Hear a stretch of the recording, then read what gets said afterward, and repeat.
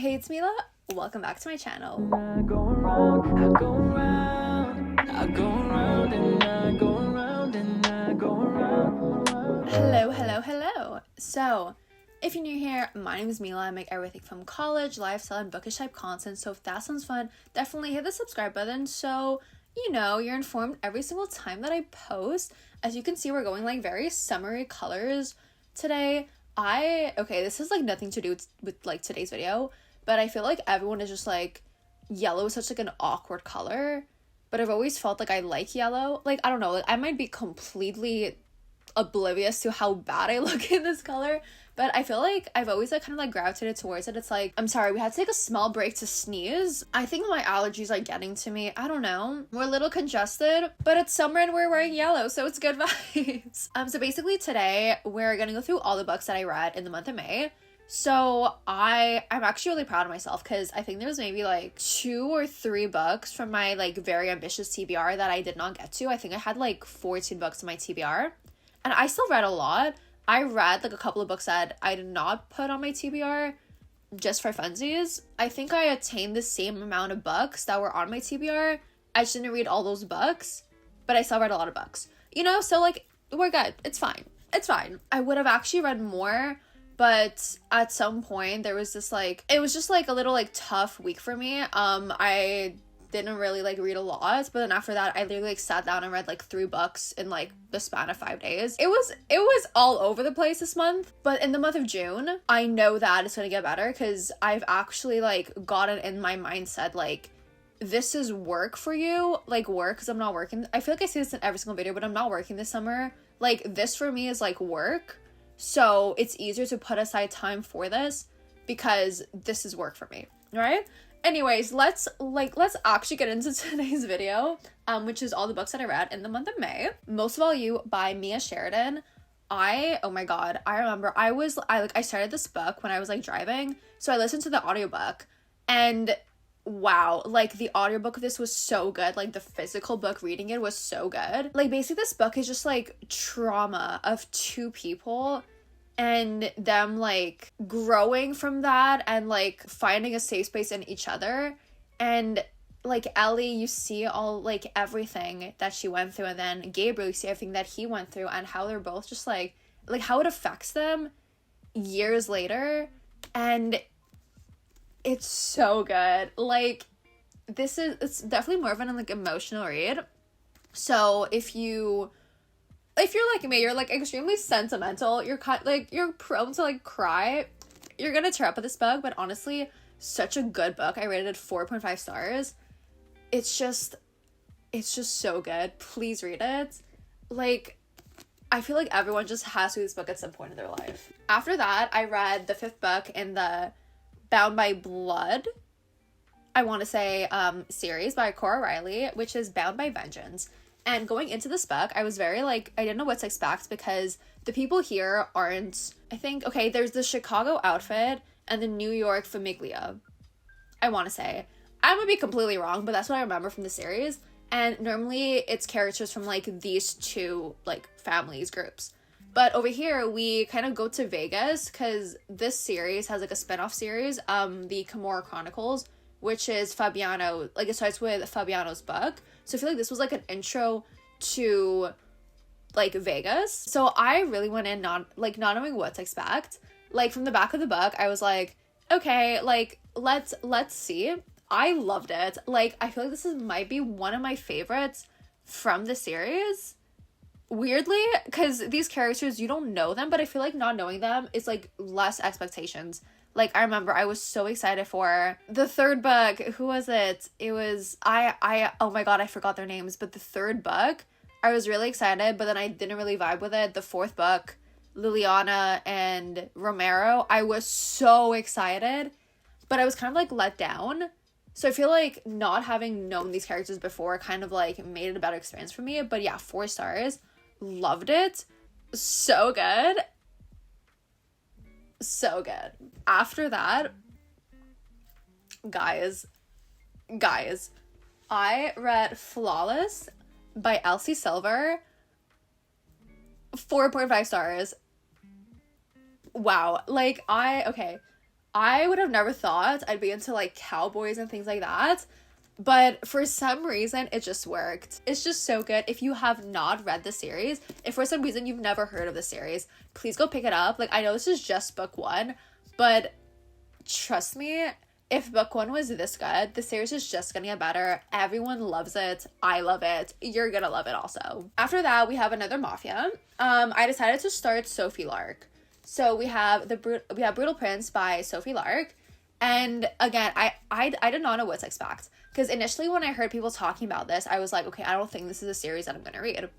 But after some time, I was like, you know what? Like, I kind of want to read this. So I picked it up, not knowing what to expect. Like, I feel like I didn't think I was going to like it, but I really liked it. It's so good. I have my favorite characters from both family, so I know like whose books I'm the most excited for. And I'm kind of scared because I don't want to go in with like very high expectations and be like let down, because I really want to see these characters' books. But it's also like there was just something with these characters and I'm like, I need to know your book. Wow. I forget if I told you my rating. I think I'm gonna rate this 4.25 stars. So fun. Flew through it. Please go read it. Like, if you're new to Mafia, I say this is like a really good place to start, because it's so entertaining. Like, it's not like the typical Mafia. I mean, compared to like Core Riley, it's very different. I feel like it's more entertaining. There's more going on, like the characters. Like, please read this. Just please read this. It's so good. After that, okay, I read the first book of the series maybe about a year ago. And my whole thing was like, okay, this is like sororities and fraternities. Like, let's see how the vibes are. Because if you didn't know, I'm in a sorority. Currently, I am the president. So I was like, you know what? Let's like see the vibes. I picked up the second book, which is Anchor. And this series, it's so fun, so entertaining. You read it like that. Like, you see so many people's, like, point of view. So it was, like, jumping around. It's literally like a TV show. Like, how it's written, it's literally like you're watching a TV show. And there's always so much drama. Like, so much drama. And I love it. Like, every single character has their own drama. And you're just, like, following people's storylines. And I'm like, I love this. I rated this 4 stars. Please go pick up the series, the Palm South University series by Candy Steiner. Oh my god. After, we have another Mafia, but the last Mafia book of the month, which is The Sweetest Oblivion by Danielle Laurie. This one, I feel like I expected more of it. Like, I thought I would like it more than I did, so I was kind of, like, disappointed. But I still rated it, like, 3.5 stars, because it was good. I just feel like it kind of dragged. I wasn't, like, super, like, invested. Honestly, like, I'm more excited about, like, the next 2 books in this series. The Maddest Obsession and the Sweetest Temptation, I want to say. Like, obviously, I knew I had to read book 1. Even though I don't think they're connected, I was like, you should read book 1 before, like, you read the rest of the series. So I knew going in, this wasn't the one I'm, like, the most excited for. Like, it wasn't bad, but it wasn't, like, my favorite. Just, like, very, I feel like, generic Mafia. Again, not a bad book. Not my favorite. 3.75 stars. Did I say 3.75? 3.5. I think I'm gonna go with 3.5. Just very, like, neutral towards it. After that, I filmed a video. Well, I read these books for a video that I think is coming out 2 or 3 days after this video comes out. So get excited for that. It was just, like, reading books that I thought would be, like, 5-star reads. So very high expectations for this video, right?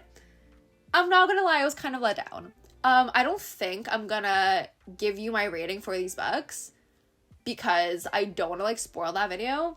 But we read Wildfire by Hannah Grace. This book, Icebreaker, I loved Icebreaker. I was so excited to read this. This book, love it. Super cute. That's all I'm gonna say. Very, very fun summer vibes. Like, it's at a summer camp and things like that. I'm not gonna say too much about these because I don't want to spoil the other video. I'm just gonna tell you, like, the general idea. Super fun, camp vibes, love it. For that video, I also read A Touch of Darkness. So I love anything like ancient Greece and ancient Rome, just like ancient Greek myths and all that stuff, like the secret history. I loved, like, what's it called? Like anything like Alex Michaelides, where you kind of like integrates like stories and stuff like that. I love stuff like that. So when I saw it was like I was gonna say Hades, a Persephone and Hades retelling, I was like, I need this, I gotta buy it. I actually like recently bought like the 4th book. I don't know if you can see it like on my shelf there, but I have all books of the series so I can like read it. Modern day Hades and Persephone, it is written in the 3rd person, which I feel like kind of like took away a tiny bit from it, because I did like I thought it would be like 1st person, but very good, loved it. Again, not gonna tell you my rating, you're gonna see it in that video, but I recommend the series. It's so good. It's so good. Then I read Malibu Rising. So Taylor Jenkins Reid, I love Daisy Jones and Evelyn Hugo. So I was like, okay, I think I like more her, I don't want to say historic, but it's like kind of like bibliography-ish where you're like following someone's life, right? I was like, I feel like I like her writing style for those type of books more than When True Loves, because I feel like romance-wise, it didn't click with me. So I had high expectations for Malibu Rising. Summary vibes, like it's basically told in the span of like 24 hours. But you also have a lot of like flashbacks to the past. So if you read Evelyn Hugo, it's Mick Riva's like family. So it follows the 4 Riva kids, and you see them, like they all kind of have like their point of view in these like 24 hours leading up to the party, and then like during the party and after the party. So you see everyone's like point of view, like their problems, what they're going through at this time in their life and stuff like that. And you also have like flashbacks to the past. So when they were kids, like you really focus on the mom and the dad's relationship and things like that, and how these kids grew up. So really like following these kids like basically throughout their entire life. It wasn't my favorite. I'm gonna be honest, this one was a big letdown because I did expect more out of it. The ending, I was actually really happy with the ending, like really satisfying ending, but I don't know, like I feel like I was let down. That's all I'm gonna say. Again, my rating and more details is gonna, like, you're gonna see it in my video. So actually for that video, okay, things are kind of messy because for that video I started reading Twisted Hate, but then I stopped reading it for like personal reasons, and then I read other books, but I'm gonna talk about it now because it was included in that video. So Twisted Hate, Anna Huang, okay, it kind of like annoys me because I feel like I would have rated it higher if I wasn't going through what I was going through like when I was in the middle of reading it, because I feel like that did take away my enjoyment of the book, given like certain characters and like the plot, like just the type of book that it is. So my own personal life, like I know it did take away from this. Also, I think on top of that, the book I was like the least excited for, you know, because like again, love Josh, but he wasn't like my favorite person, you know. So like Josh and Jules, I was like, I like them, but they're not giving me like Bridget and Reese, right? Or like Stella and Christian, which I haven't read their books, but just like them as people, I'm more intrigued than Jules and Josh. I was really unsure like where it was gonna go given that, but then I think like my whole personal life, like everything that happened when I was reading this kind of like did bring down my enjoyment of it. Like I still really liked it, but I feel like again it took a lot away from it. Currently I do not know what I'm gonna rate it because it doesn't even feel like a 4-star because again of like what I was going through. So I don't know if I want to leave it at a 4-star because I know that if it wasn't for my personal life I would have rated it higher or rate it maybe 3.5, but I don't think it's worth, like that's the thing, I do not know what I ended up rating it in that video, but I feel like now let's say 3.75, not because the book is bad by any means, it's just like personal reasons. But again, like it's Anna Huang, so obviously it's a good book, it's entertaining, it does not drag on. Just again, my personal reasons, I was like, if you haven't read the Twisted series, please go read it. Such a good series. Like, don't let my emotions like wreck the experience for you. So when I like stopped reading that, I picked up 2 books that had like no romance at all because I was like, I don't want to do that right now. So I read The Fury by Alex Michaelides, and this book, I feel like it might have been because I was going through what I was going through that it did take away from my enjoyment of the book. Like I'm definitely aware of that, but I really liked it. I didn't like it as much as his other 2 books. I feel like the style was different. Like it was very interesting how he wrote this book. Very different to what I've seen in like other thrillers and especially from him. So it was intriguing, but I feel like it wasn't working, or at least for me, it wasn't like working that well. Like I really appreciate it, but his other books were like 4.5, 4.75. This one I feel like it's more, I want to say 3.75. Like it wasn't a bad book. I just feel like maybe I had high expectations from him because I do like this author, or again, my personal life kind of like coming in the way and stuff like that. Not a bad book, amazing author, like very interesting style of like writing this book. I just feel like I was expecting more, or I might have been like super excited to read this, that I did have like too high of expectations. But yeah, 3.75, again, not bad. Love Alex Michaelides, love his writing. I just feel like it wasn't as good as The Maidens and The Silent Patients. We read the second book in the Inheritance Games series, The Hawthorne Legacy. What I love about this series is that you can literally sit down and in like a day you're basically finished the book. This went so fast, and you did kind of see, I don't want to say like romance, because it wasn't romance, but you saw like a bit more of the like development between like Avery, Grayson, and Jameson, and it was like super focused on Toby. So I'm just gonna say that because if you haven't read it, I don't want to like make spoilers, but it was like very focused on Toby. I don't know if it's a dilemma, but like the whole big thing about this book like revolved around Toby, and it was very interested. Like it was so many like back and forths I did not see coming. Like, this was so entertaining. I did not like it as much as the Inheritance Games, because I feel like it was an amazing sequel, but I feel like the Inheritance Games just set the bar so high. And yes, it's the same like puzzle, same problem, stuff like that, but I feel like getting into it in the Inheritance Games, you're more like invested in stuff like that. Here, like, you know what is going on, like you know what to expect, so it's not like, oh my god, wow, this is like fascinating, so new, everything. It's like, no, like I know this exists. Like, again, super good book. I'm gonna rate it 4.25. Super good. It just didn't have like the wow factor of the Inheritance Games because it's the second book in the series, you know.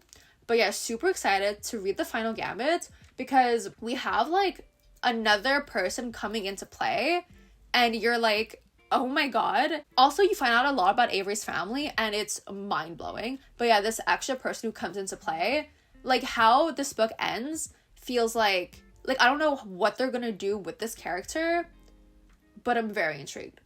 So please go read the Inheritance Games. So good. You can literally read the entire series in like a week. Like, that's how entertaining and good it is. And then finally, we ended the month with a book that I am so proud of myself for finally reading. It has literally been years in making. Like, when I say years, I actually mean years. Addicted to You by Kristen Becker-Ritchie.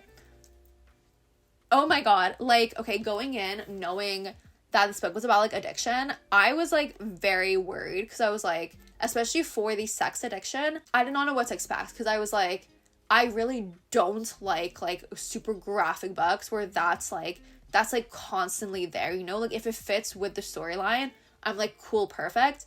If it's just too much and too present and useless with the plot, I hate it, right? So I was very intrigued how that would play out. Yes, obviously, like, there were a decent amount of like sex scenes, but it was never like, it was always like leading up to that, you know. It wasn't like describing the entire thing.